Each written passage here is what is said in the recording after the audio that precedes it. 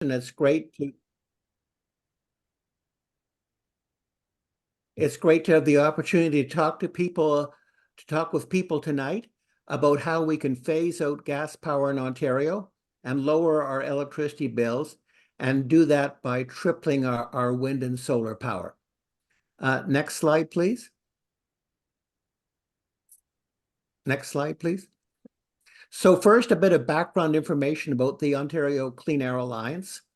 We were established in 1997 to promote the phase out of Ontario's 5 dirty coal-fired power plants.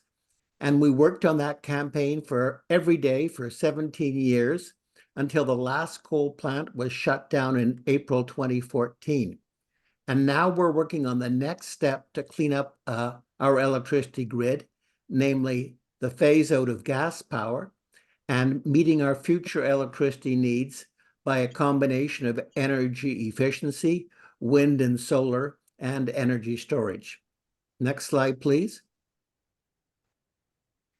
And I'm pleased to note that 35 Ontario municipalities that represent almost 60% of Ontario's population have passed resolutions calling for the phase out of our gas-fired power plants by 2030 or as soon as possible.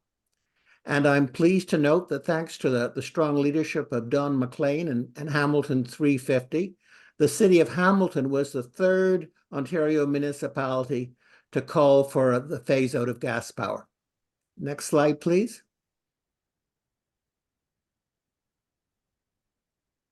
Now, unfortunately, Doug Ford wants to move us in exactly the opposite direction.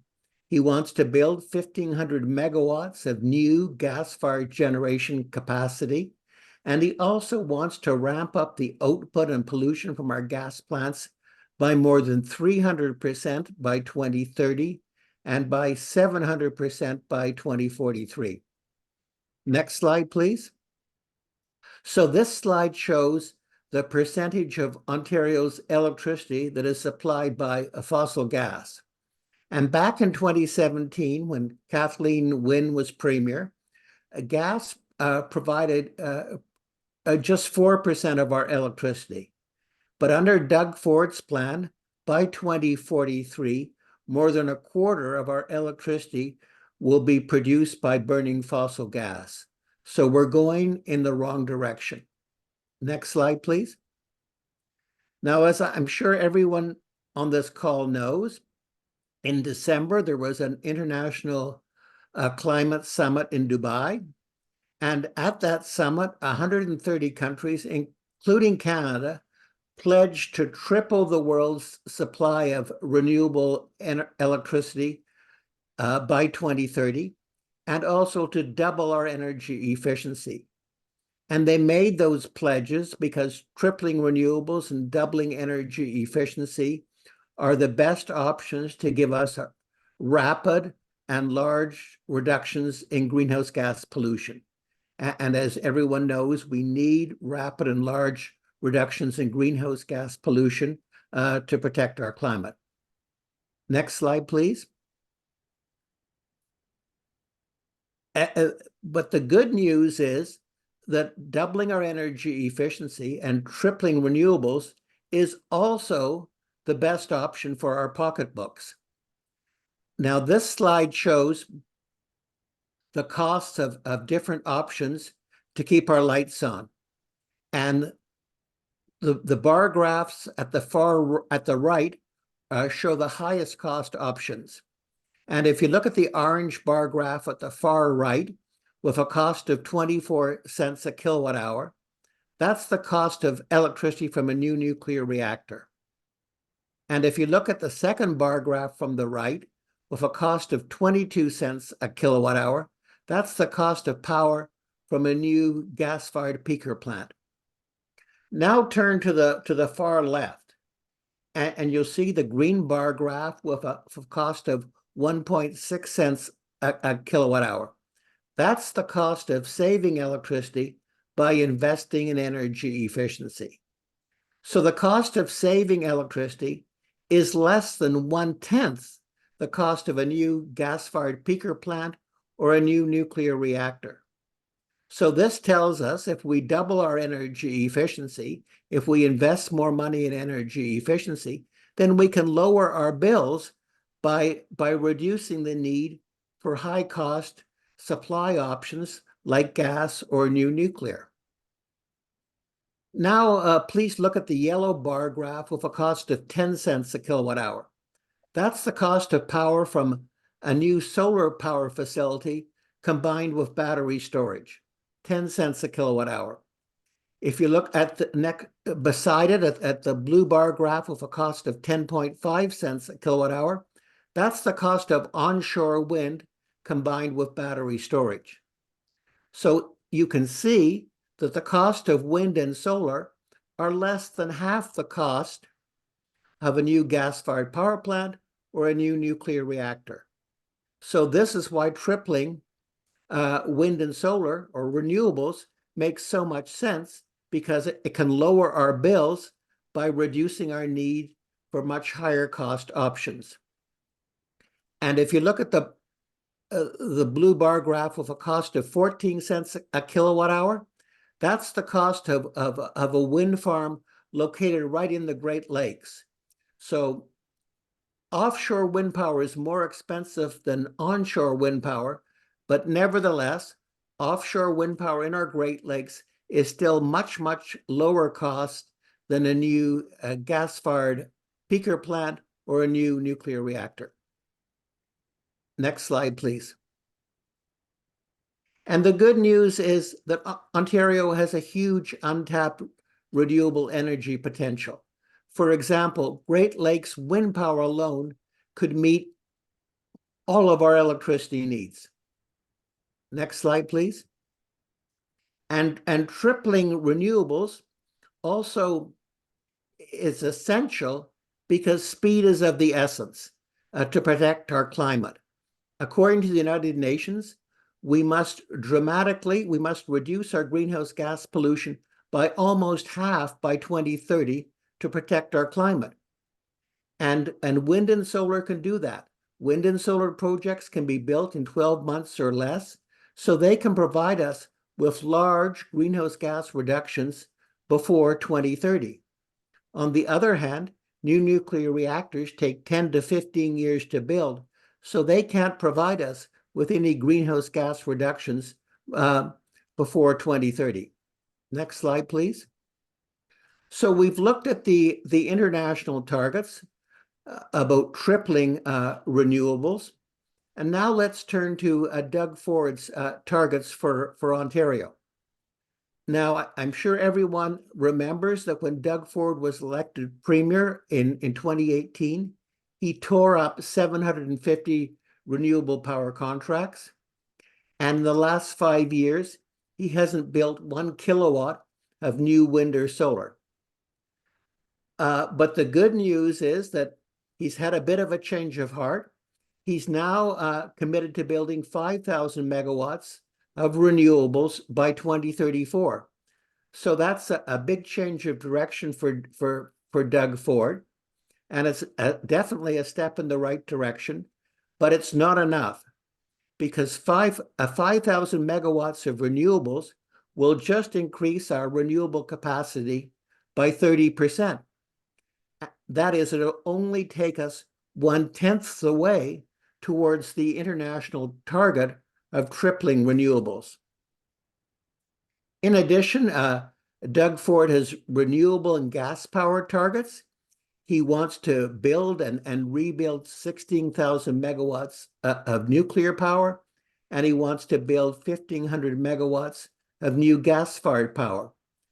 And these proposals make no sense, because as we've seen, energy efficiency and renewables can keep our lights on at a much lower cost.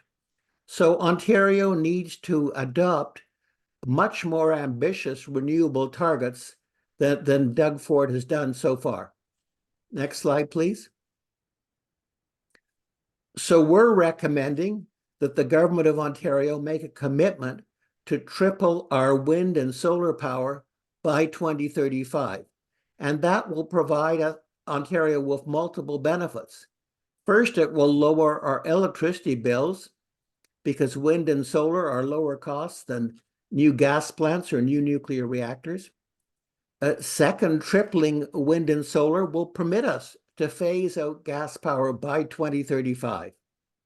It will also create good jobs, and it will provide green power for our manufacturing and mining companies, and it will reduce our need for more nuclear power. Next slide, please. Now, if we're going to triple wind and solar, we have to combine that with storage options, because we all know that the wind doesn't always blow and the sun doesn't always shine. And in terms of good news, Doug Ford has made a commitment to build 2,500 megawatts of storage in the form of large stationary batteries. So that's an important step in the right direction to help us as we move to a renewable energy future.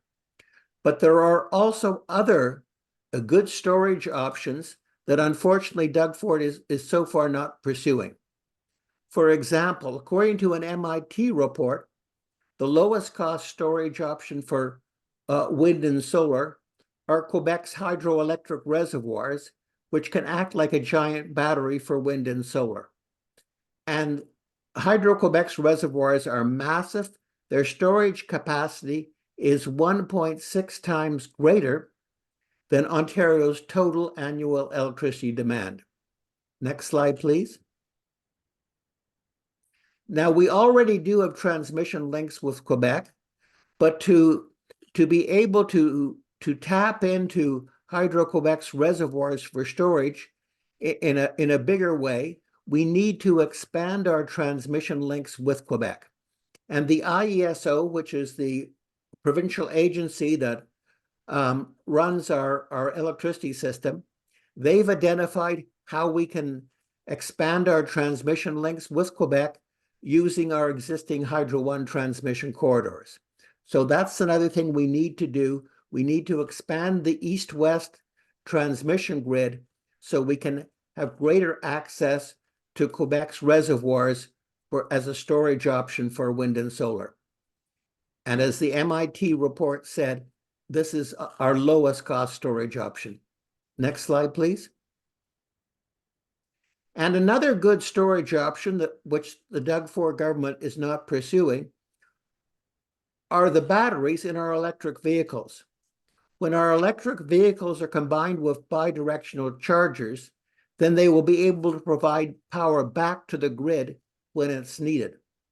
And this is a very important option going forward, because by 2030, the total capacity of our electric vehicles' batteries will be more than double the capacity of all of our gas-fired power plants. Next slide, please. So this is the summary of our proposals, of our plan to triple Ontario's wind and solar power by 2035.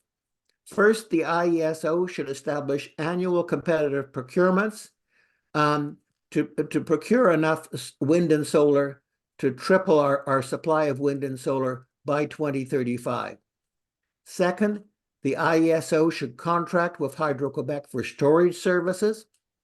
Third, Hydro One should expand the east-west transmission link with Quebec. Fourth, the IESO should pay EV owners to supply power back to the grid when it's needed. And finally, the IESO should purchase all the electricity savings that cost less, that are lower cost than the cost of a nuclear reactor. Next slide, please.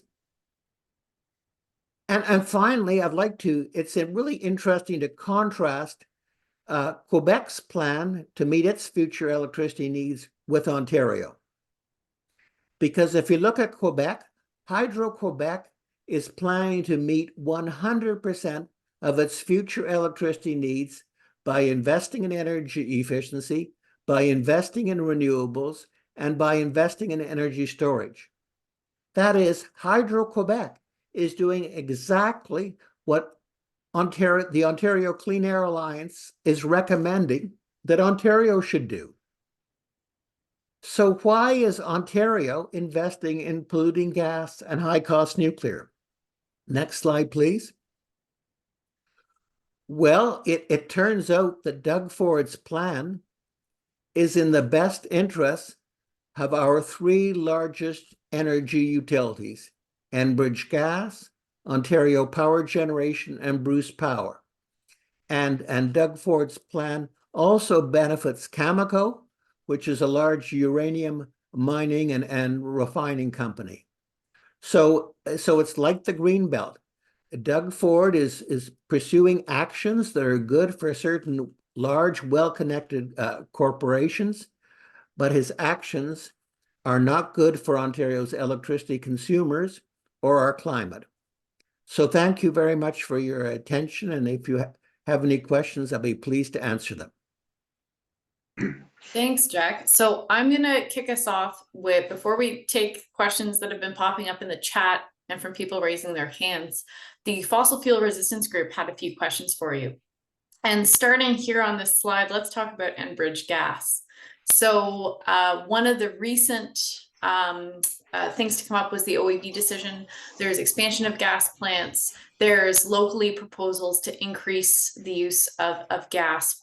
How critical a role do you see the increase of renewable energy in giving us the capacity to say that we don't need gas, not only for the electricity grid, but for all these other applications? We've been talking a lot about actual green hydrogen production. One of the things we've been coming up against locally is this complaint that there's not enough electricity in the grid to meet those sort of needs. How critical is advocating for renewable power for us to be able to make that leap? Well, it's absolutely essential to decarbonize our economy.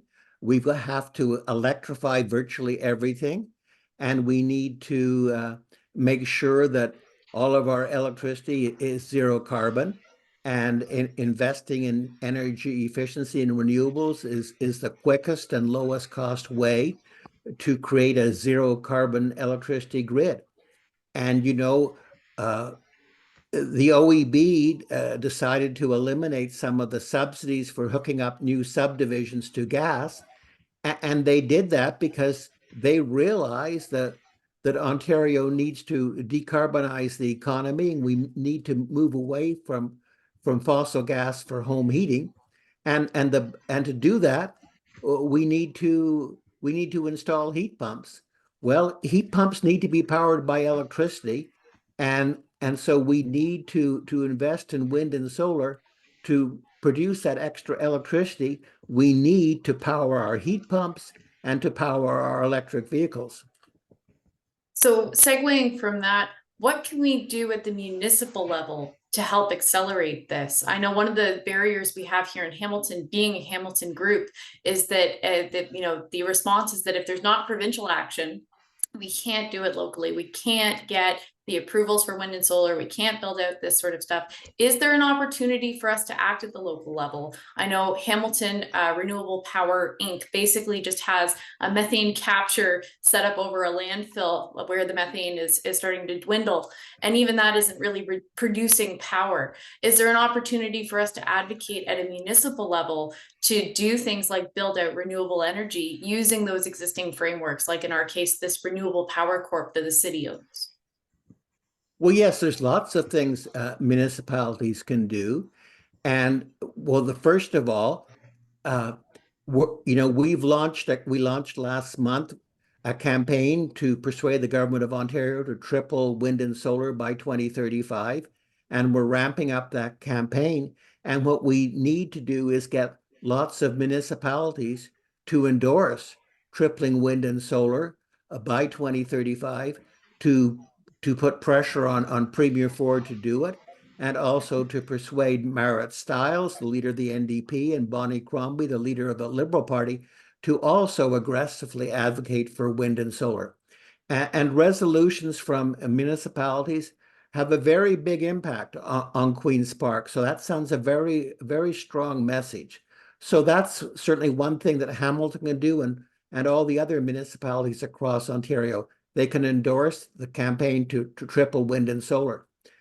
But also, I mean, Yes, you know, locally, the city of Hamilton can be putting solar on its roofs, and that's one way to promote renewables. And also, as I mentioned, Doug Ford is going to procure 5,000 megawatts of renewables, but renewable projects will only be able to go ahead if they have the support of their local municipal council. So it's very important that when developers come forward with proposals for solar or wind, that the local councils support it. And so that would be great if if when projects do come before Hamilton, hopefully the Hamilton City Council will support it. Yeah, I've seen some questions in the chat talking about land use planning and how land use planning relates to the location of these solar and wind projects. A broad question before I ask some of these pointed ones, where do you see most of this renewable energy being? Do you see it at the sort of grid side and large industrial farms that then go over transmission networks? Do you see it as a distributed network, more local at the distribution level, home to home, building to building? What does OCAA's analysis show is the best path forward? Well, I think we need to pursue all those options. We certainly want to encourage homeowners and small businesses and municipalities to install solar on their rooftops.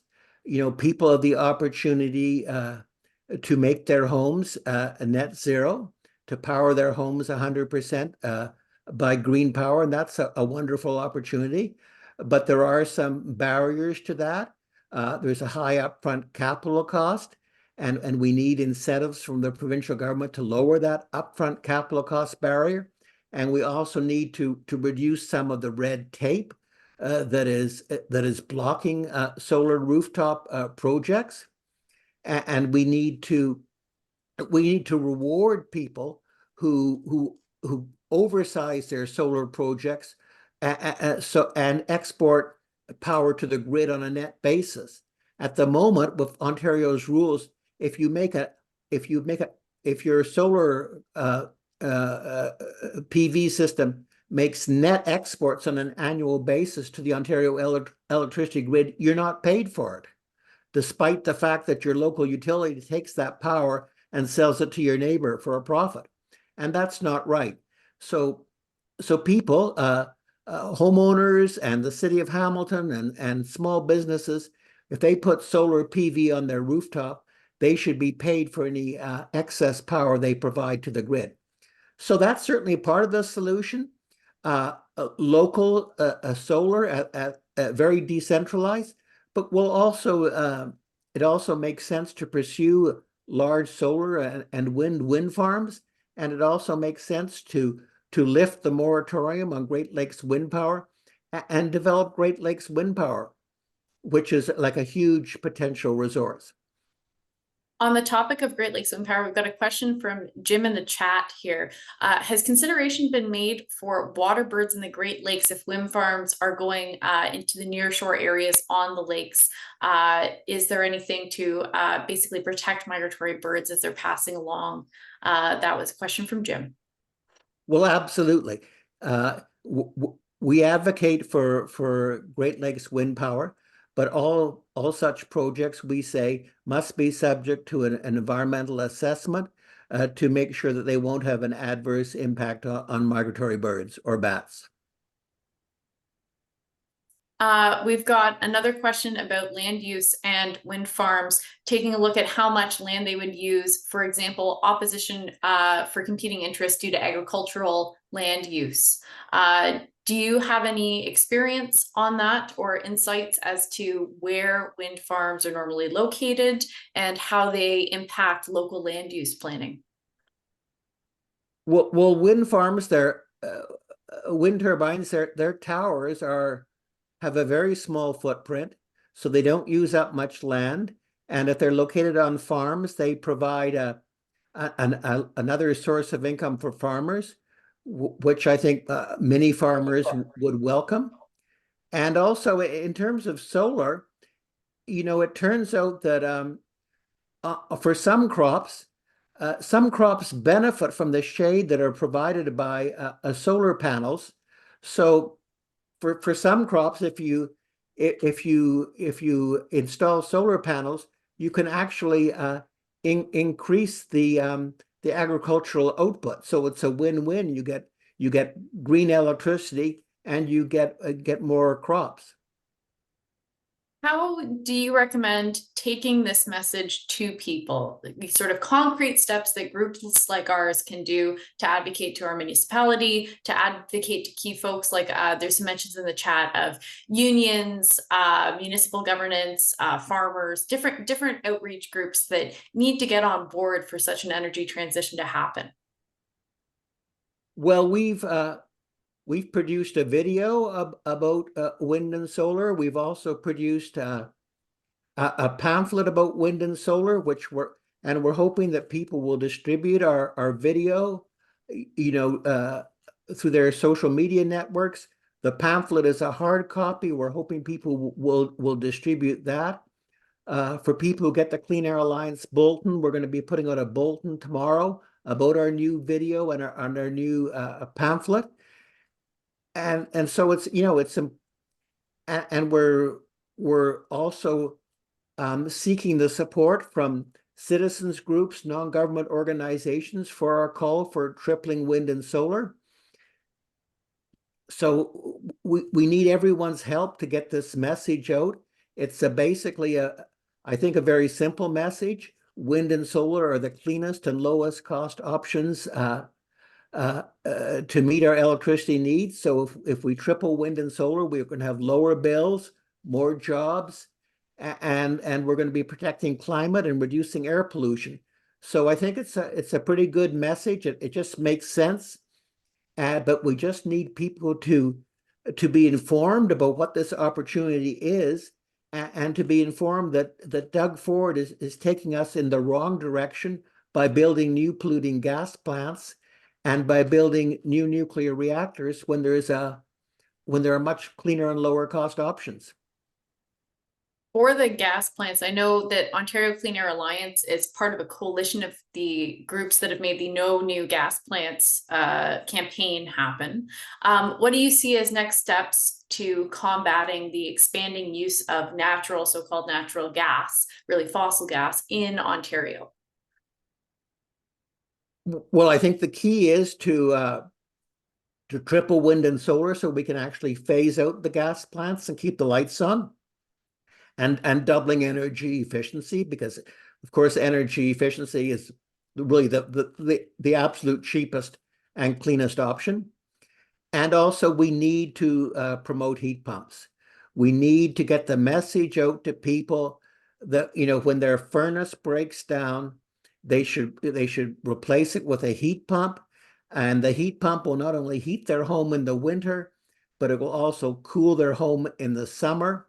It's a really good investment. The operating cost, the annual fuel cost of a heat pump is much lower than the fuel cost of a gas furnace, because heat pumps can have energy efficiencies of 300% or more, whereas a gas furnace at best is like 96% energy efficient. So people really need to be made aware of the benefits of heat pumps. Do you think that the Ontario public are aware of the money that will be locked into paying for fossil gas and nuclear for decades to come? This question comes from Janice. Do you think people understand what the impact is of things like the overturning the OEB decision, like how an arcane piece of policy actually translates into hundreds of dollars over the next few years from every single household? Is that message getting through to people? Well, I think some people are aware of it, but I think the vast majority of people in Ontario are totally unaware of the OEB decision and Doug Ford's opposition to it. But again, this is like a very common sense decision. And you have to remember, like, this is the Ontario Energy Board, and it's not a radical agency. Its mandate is to protect Ontario's electricity consumers. And it said no to Enbridge's subsidy because the subsidy is not good for consumers. So again, it's a very sensible decision. And again, most people aren't aware of it, but so what we have to do is make people aware of it, and make people aware that the only people who are opposed to the Ontario Energy Board decision is Enbridge Gas, which is they're opposed to it because it's going to reduce their profits, and Doug Ford. And people know that Doug Ford often does things that are good for large corporations, but not good for the people. And so I think most people, when it's explained to them, the Ontario Energy Board says these subsidies don't make sense, and people are reminded the OEB's mandate is to protect consumers. I think we can get most people on side. So, you know, we know that Doug Ford's government is definitely not acting in the best interest of Ontarians. The OEB is given that mandate, as you just said, and in recent years, they've been doing more and more to sort of forecast what the energy transition would look like. How about IESO? How responsive is IESO to forecasting a future that is free of fossil fuels? Well, you know, the ISO, the their name is Independent Electricity System Operator, but they're independent in name only. They report to Doug Ford, and they will always justify what Doug Ford wants to do. So, you know, we've had a campaign with Hamilton 350 and many other environmental groups and citizens groups to phase out gas power. We've had that campaign for 4 years, but the IESO puts out reports saying, well, we can't phase out gas power. They make these are false claims that phasing out gas power would lead to large rate increases. They claim it would lead to blackouts. It's just scaremongering. But they do that because they report to Doug Ford, and they will do whatever it takes to justify Doug Ford's policies. So we can't rely on them to solve the problem. You know, they're supporting they put out reports saying we need more gas-fired power. I mean, this is just nonsense.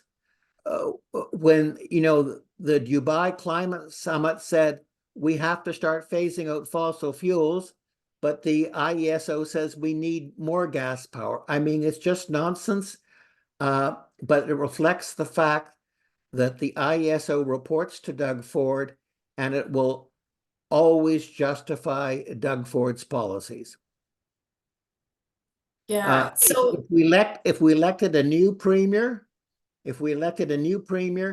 who was committed to moving to a renewable energy future, well, then the IESO would justify going to a renewable future. It will always justify what the Premier of Ontario wants. It's a political agency. yeah, but in terms of that political power, as you mentioned, Enbridge wields a huge amount of power over lobbying elected officials in Ontario and beyond. We also have, you know, large groups of people who work in the trades who have just been fed misinformation that heat pumps are not reliable, and trying to actively dissuade would-be purchasers of renewable energy heat pumps and other energy conservation measures. What do you see as the role of citizen groups like ours? Is it door-to-door canvassing? Is it information sessions? Like, what is it calling our elected representatives, as someone has asked in the chat, and asking for something specifically of them? What do you see as being the best way that we can take concrete action to start trying to counter this at the grassroots level? Well, we certainly need to get the message out to people about that heat pumps are a good option, that they can replace their gas furnace and their conventional air conditioner. So we need to get that message out. I mean, because people are often getting false messages from Enbridge and from people who are in the business of selling and installing gas furnaces.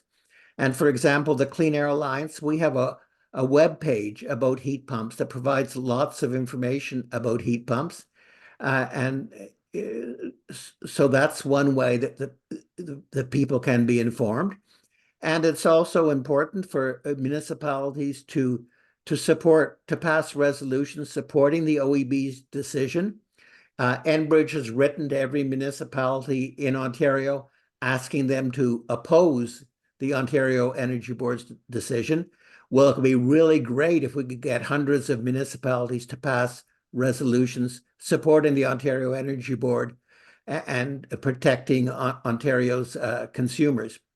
And also, municipalities should consider passing bylaws requiring all new homes to have heat pumps. How far do you think a radical municipality could go? Do you think that cities like Hamilton could aim to tear up our existing franchise agreements and keep Enbridge on sort of a case-by-case basis for their expansion within our city? Currently, we're on the hook until I think it's 2042 or 2044, with a blank check of approval for Enbridge to operate and to expand to do small construction projects in the city of Hamilton. Do you think that's something that you could see being overturned?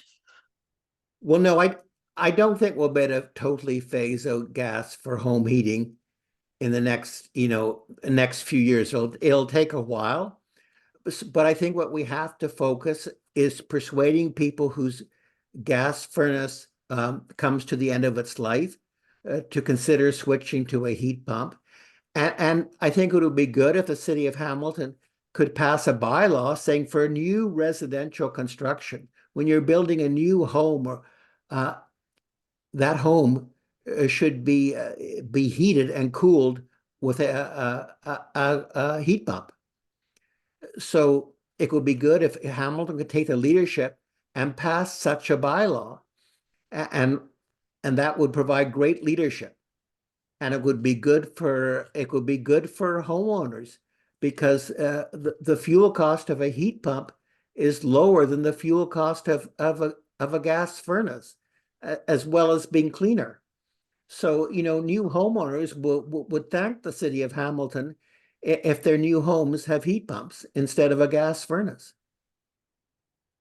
I've been monitoring the chat, but opening it up if other people want to raise their hand and ask some questions to Jack directly.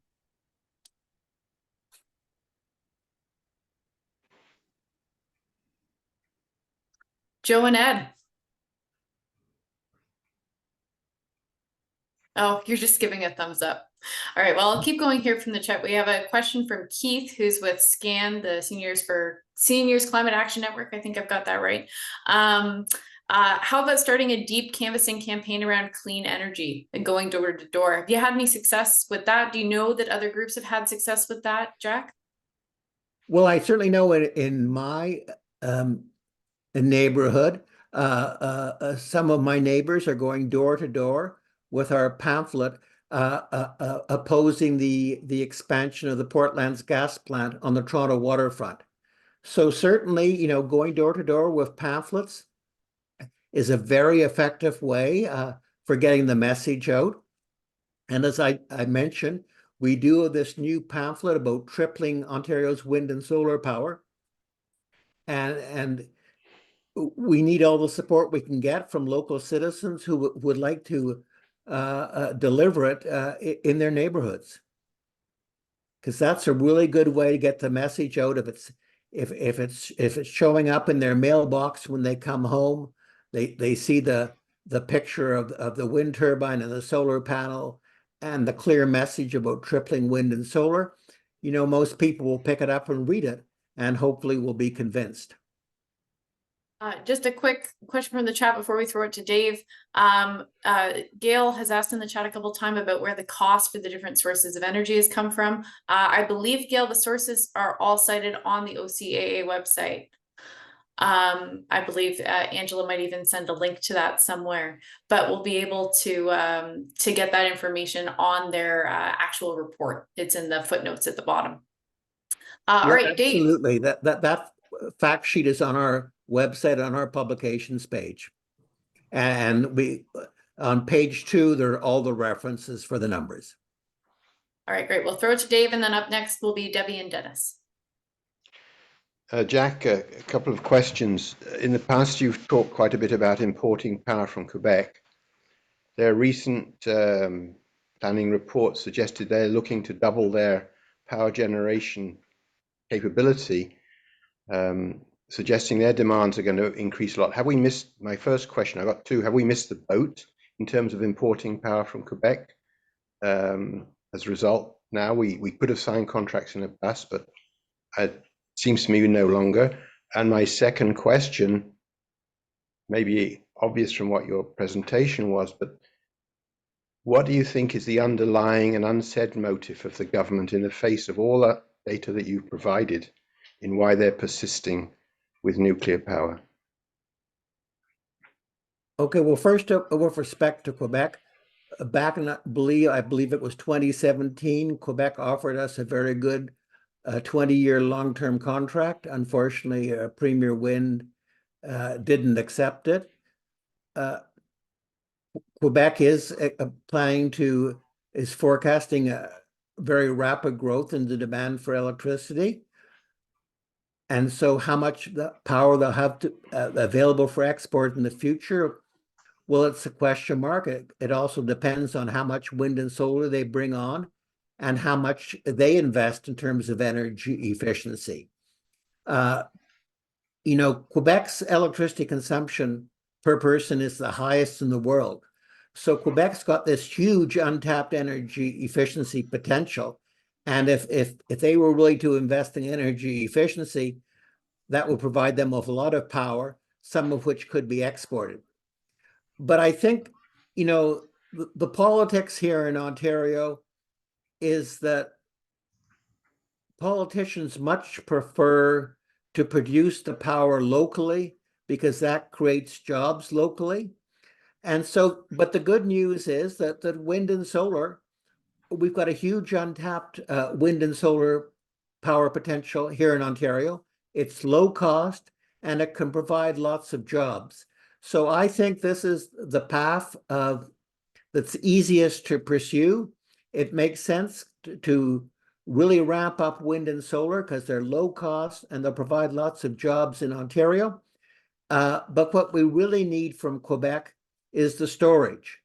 The wind and solar need storage. And as the MIT report has identified, Hydro-Quebec's massive reservoirs are the lowest cost storage option for Ontario's wind and solar. They're massive, they're already built. The only incremental cost to tapping into them is building those east-west transmission lines. So that's something we can do. Hydro-Quebec's massive reservoirs, they can provide all the storage Ontario needs, plus all the storage Quebec needs.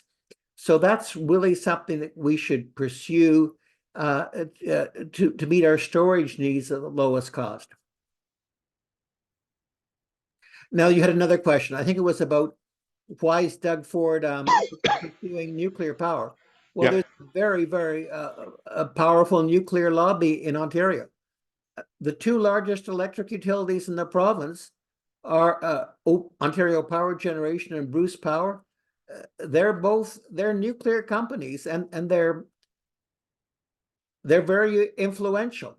The nuclear industry here in Ontario is very politically influential, and that's what's driving it. It's that politics, and that's the problem. There's a special interest lobby that's very influential, very well connected with the government of Ontario, and therefore to beat that lobby, we have to build a huge coalition of citizens and municipalities and NGOs to demand that we actually pursue the cleanest and lowest cost options that are best for Ontario as a whole. All right, thanks. Throwing it over to Debbie and Dennis. Yes, I'm glad you mentioned about the geothermal heat pump furnaces. We had one installed at our place on the Hamilton Mountain here back in 2007, and it's been providing excellent heat and all winter, and cools the house really nicely in the summertime. And you do need a bit of land for it, because we had 4 holes drilled, each 184 feet deep, and then the piping goes down each of these holes and it connects up to the furnace. But I think your amount of the yard demand can be less these days. The company that did ours, they're now saying they do one hole 800 feet deep. Hard to imagine, but with only one hole being required, you don't need an expansive size of property. But I'm really impressed by the performance of the furnace, and it's never given us any problems at all. Well, that's great to hear, and you're right. Geothermal heat pumps are the most energy efficient. They're the best option for the environment. But there are also cold climate air source heat pumps. They're not as good as geothermal, but they have a lot lower capital cost, and they can be installed much more quickly. So that's also an option for many people. Yeah. We did have a question in the chat from Galax asking what the main hesitancy driver is for heat pumps.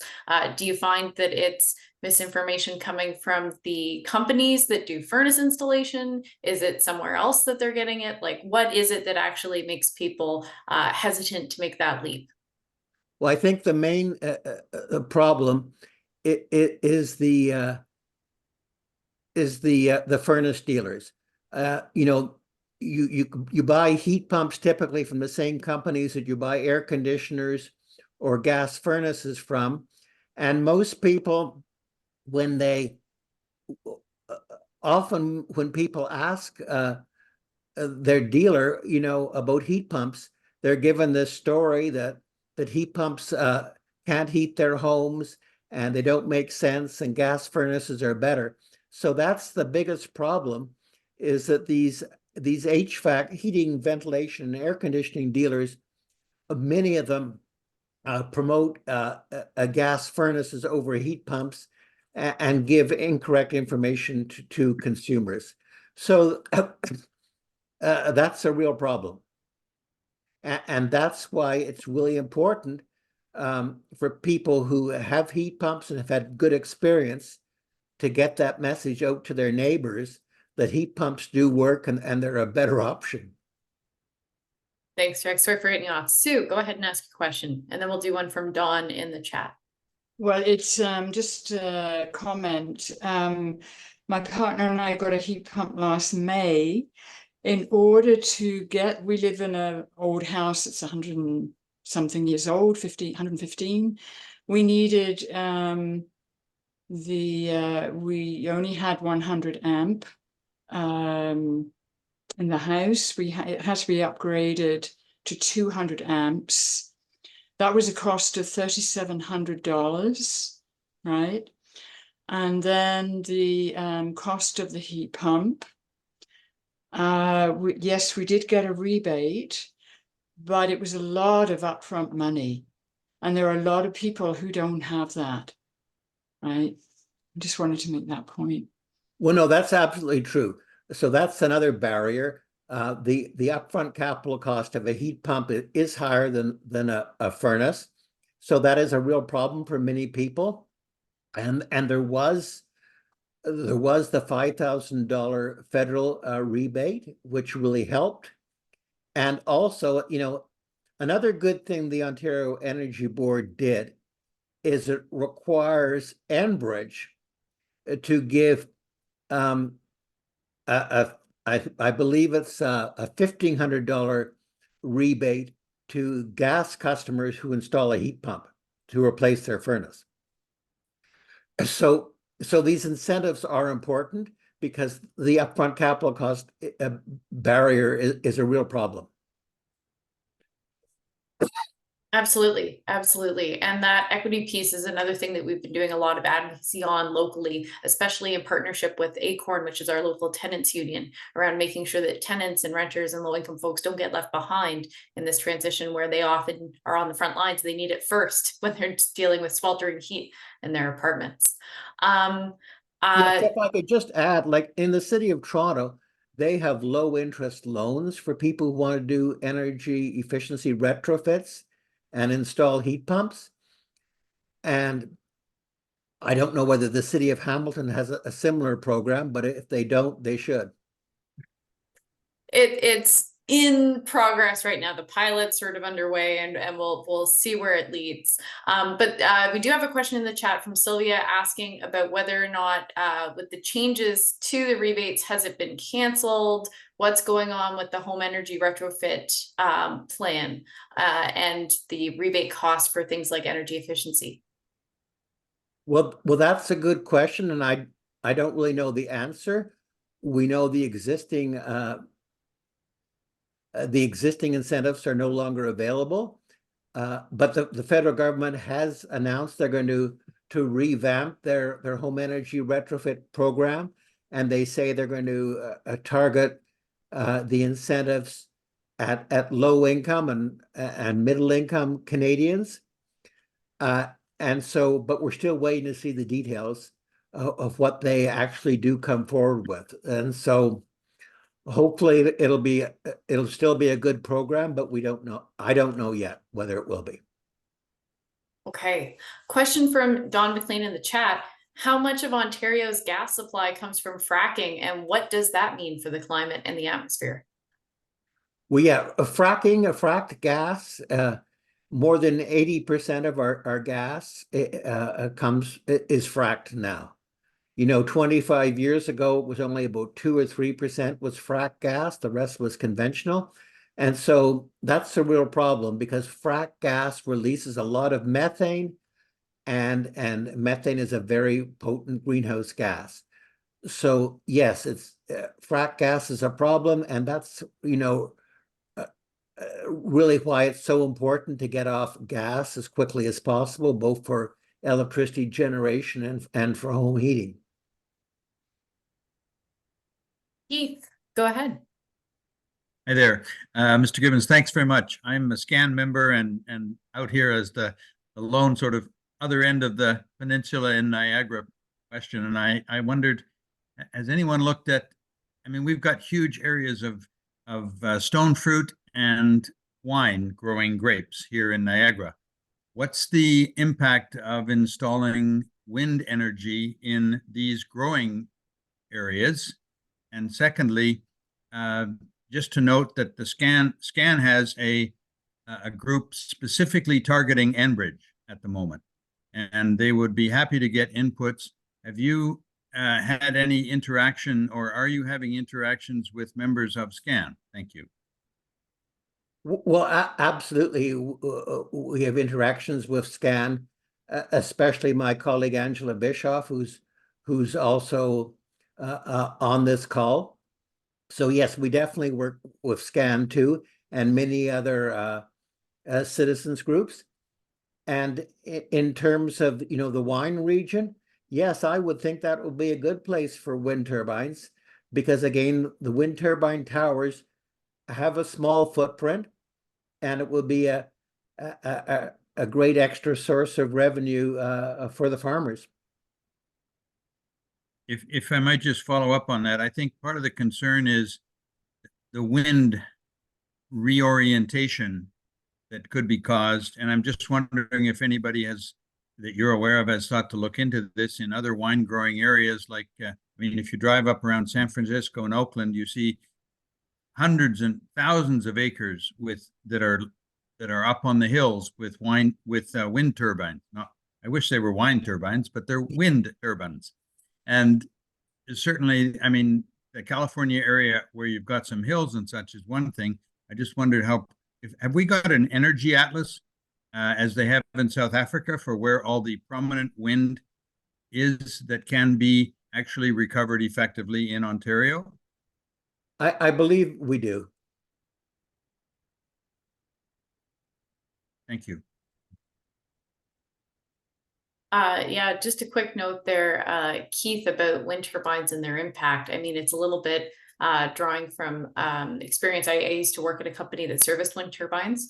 And so the actual ground impact, as Jack said, it's It's a very, very small footprint area. You do need to tear up a little bit of the ground to put in a grounding pad, but it's typically about, 100 meters by 100 meters for a small wind turbine, and maybe a little bit bigger for that.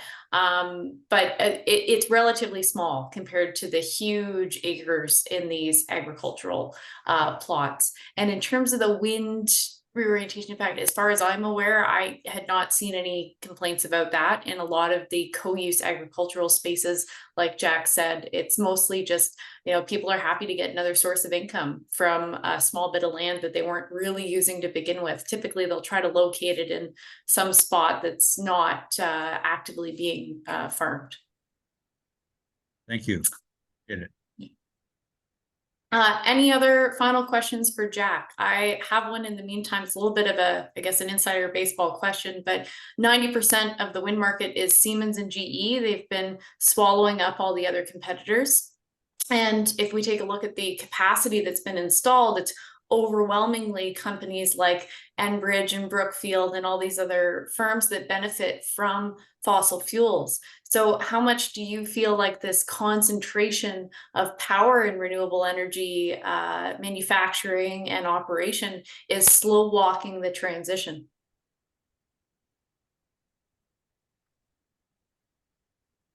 Well, I'm not sure I know the answer to that question, but I do believe that with the right leadership here in Ontario, if the IESO goes out and asks developers to triple our wind and solar, they will respond. Now, maybe if the corporate concentration wasn't as concentrated, maybe things will be even better. Maybe we'll get better prices. I'm not sure. But I do know that when the McGuinty government had ambitious renewable programs, we got a lot of wind and solar power very quickly in Ontario in a very short period of time. We got 8,200 megawatts of wind and solar. And if we have aggressive procurement targets, we tell developers from around the world that we want to buy wind and solar, it will come to Ontario. Thanks. All right, last questions here. Steve. Just going back into the chat again, relative to this recent discussion, there was a question from Dave Carson saying, I believe Hamilton has a moratorium on land wind turbines. Is anyone aware of that? Do we actually have a moratorium on land wind turbines, and is it specifically Hamilton? Dawn, yeah, weigh in. Yes, there was a resolution passed. There was some opposition to wind turbines in Glenbrook that were also being developed in the adjacent Niagara area. And there was some kind of a council resolution. I don't know how binding it is. It was in opposition to that particular development of wind turbines. The wind turbines in the Niagara area proceeded and are now in place, but there has been some opposition from rural landowners with this view that this will somehow diminish their home values and be negative to them in other ways. I had the experience of when that problem came up, I was asked to look into it in my role with Environment Hamilton.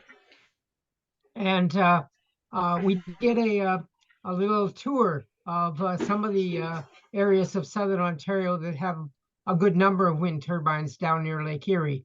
And I went with 3 or 4 other people in one carload, and we went knocking on doors, asking people what the impacts had been on their community and on their health and on anything else.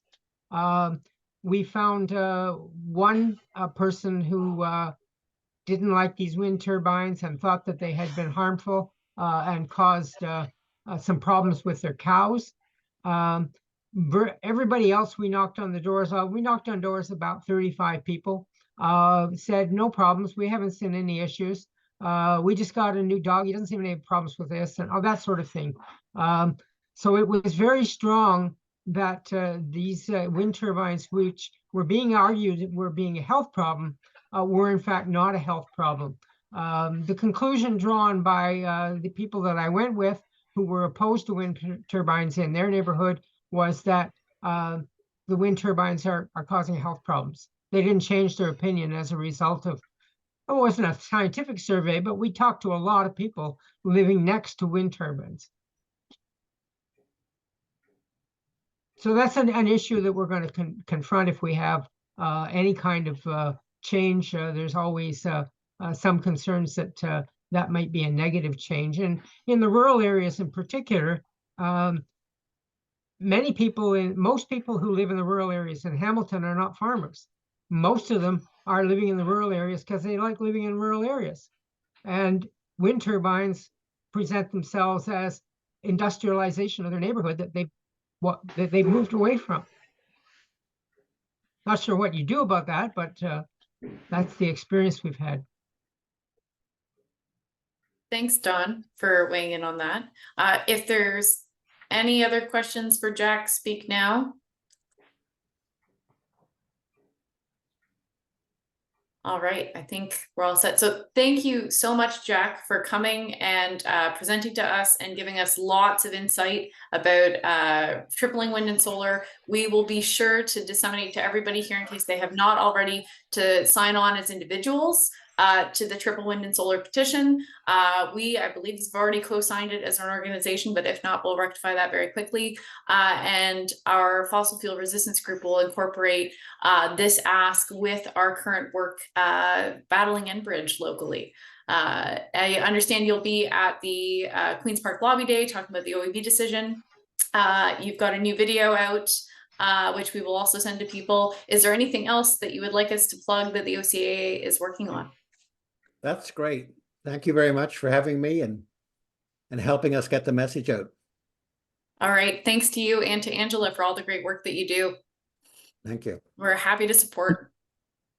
Yeah, this was a very lively and dynamic chat session. One of the more Phil, that I've seen in recent seminars, and yes, thanks to Angela for providing a lot of links in that chat session for people to refer to. Absolutely. Lucia, it says I've saved the chat session, but I don't know how to actually print it or save it or. That's all right. I'll be able to do that. You'll do that? Send it in a document or something? Absolutely, Okay. absolutely. Got We've all the recorded links. this session as well. So Thank you. No worries. We will put this up on the Hamilton 350 website as well, a recording of this session. Absolutely. Keith. So, folks, where does one go for the reality of heat pump in Ontario? What are the rebates? What are the costs? We all understand the benefits, but there's so much back and forth and conflicting information. Is there a heat pump association in Canada or Ontario that actually gives a homeowner the reality of what's going on in their neighborhood or in their region? Because last year we installed a new furnace, and afterwards the contractor came up and said, I had this company offering me a $5,000 rebate if I'd buy a heat pump instead of a new furnace. He didn't ask me about it, or I might have changed his decision. But the point is, it seems that it's very befuddling across Canada as to what's going on. And surely there must be some location that tries to tell everyone the reality of what's going on, if not in their neighborhood, but in their province, and tries to depict what is effective. And I'm not laying this on Jack at the Clean Air Alliance. I'm just asking us as a group, where do we turn for the reality of the facts? Well, Keith, my colleague Angela just posted in the chat box the link to our heat pump page that provides, I think, a lot of good information. Okay. We'll have a look. Thank you. Okay. Great. Thanks for sharing that link as well. Dawn, can I toss it to you for some quick updates on Conservation Matters group? Because I'm sure, as most folks know, the Get It Done, or as we said in our newsletter, the Get It Done for My Donors Act has come up, and that's going to have some implications for land use again. Thank you, Lucia. Thanks for facilitating this in a great way today. And thanks for Jack and Angela joining us and providing what they've done. With respect to Conservation Matters, this is an active group within Hamilton 350. We meet weekly, and we're involved in a number of different things. One of the things that is going on today is our local MPP, Sarah Jama, has issued a statement which we have signed on to as Hamilton 350. I believe Environment Hamilton has also signed on to it with respect to the Doug Ford government and its latest proposal of Get It Done, the legislation that they've introduced today, which is one of the features of which will be to significantly reduce protection for endangered species and again provide a benefit to land developers, big land developers, the land speculators. This has happened over and over again with the provincial government. It's happening again right now. And this is something that people need to be writing letters, petitioning, taking action on. So that's one thing that's going on. A second thing I want to mention is that tomorrow there will be a council meeting, city council meeting of the Audit, Financial and Administration Committee. And it is dealing with the question of development charges. And a number of people from the Conservation Matters group and others in 350 have written to this committee. So there are about 60 or 70 letters that have been received. There's over almost 30 people who have registered to delegate to that committee. Unfortunately, the vast majority of those are developers who are trying to ensure that development charges in Hamilton remain discounted far below what we could actually be collecting in order to pay for the services required for growth projects. And that large number is because the city neglected to tell people that there was an opportunity to comment on this. Developers found out about it because they actually have representatives on the development charges stakeholder committee. And there was a proposal made initially to eliminate the 37% discount for non-residential development charges. And that has now been modified to perhaps 20% or perhaps going back to the 37% discount. And that will be one of the issues in front of the committee tomorrow. But we are actively campaigning on this. And we expect that there will be a further opportunity in April for people to get involved and speak to this. Anything that is not collected in development charges, every discount that we provide as a city must be made up with property tax payments. So this is a big hit on taxes. One of the major reasons why we have a large tax increase this year is because Doug Ford rewrote the rules on development charges and is now forced a discount for the first 5 years of a new development charge bylaw. And it starts at 80%, and then we go to 85 and 90 and 95 until we get to 100% of being able to collect what is actually been calculated is legitimately something we can collect from developers to cover the costs of services. The big area that is being threatened here in Hamilton is around the airport, the so-called Airport Employment Growth District. And we know now that the roads alone in that area will cost the city $500 million. That was a matter that we were involved in a couple of months ago. That's without adding in sewer and water and other hard services that the city would have to provide in hopes that development will actually occur. And in hopes that they can collect some of that back through development charges. So those are two of the issues that we're working on at the moment. Thanks, Dawn. So yeah, Conservation Matters meets weekly. And next week we'll be meeting with the Fossil Fuel Resistance Group, talking more about things that are related to our meeting tonight. We had a great statement, huge victory from our local city council coming out ahead of Enbridge, ahead of the OEB potential overturning decision, and saying no to subsidizing future gas hookups. Which was great. We hope to continue to build upon that and to get ready as a group for when Enbridge will come back to City Council at some point and propose the major project down at ArcelorMittal Dofasco. So that'll be meeting next Wednesday. And Sue, do you have any upcoming elders events, which is the ongoing divestment actions in front of banks to get them to divest from dirty fossil fuel projects and invest in renewable projects, the likes of which, we were talking about this evening?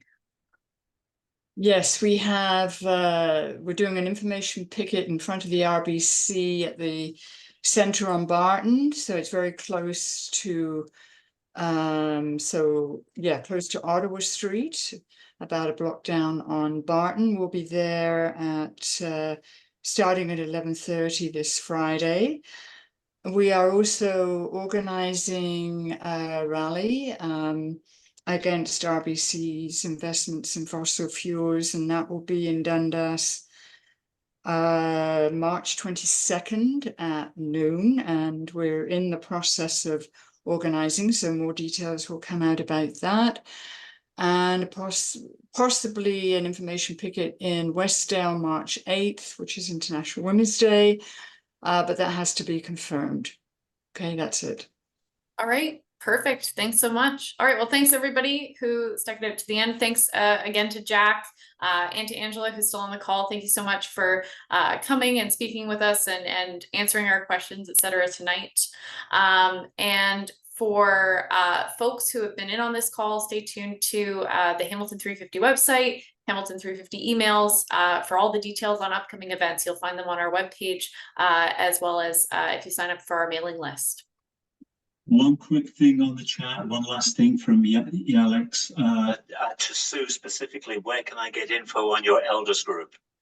So Sue, do you want to quickly post that into the chat, your email address? Yeah, I've just done it. Okay, perfect. It's there, Alex. Yeah. Perfect. All right. Well, have a good evening, everyone. Thank you so much. Thank you.